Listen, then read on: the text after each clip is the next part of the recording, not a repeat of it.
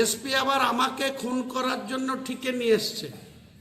উনি আমার বিরুদ্ধে আমাকে খুন করার জন্য আমি রাস্তায় গাড়িতে যা আশা করি সেটা দুজন সুপারি ক্লার্ককে এসপি বরাত দিয়েছে যে হুমায়ুন কবিরকে গাড়ি অ্যাক্সিডেন্ট করে খুন করে, কারণ হুমায়ুন কবিরের রাজনৈতিক মোকাবেলা করতে পারছে না, তাই হুমায়ুন কবিরকে এসব করার জন্য পুলিশের এসপিকে নিয়োগ করা হচ্ছে।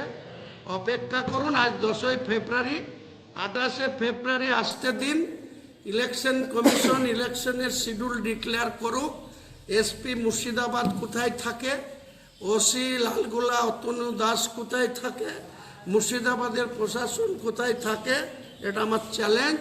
আমার কিছু করতে না পেরে শফিক বলে একটা তার ছেলেকে ধরে নিয়ে এসে আটকে রেখেছে।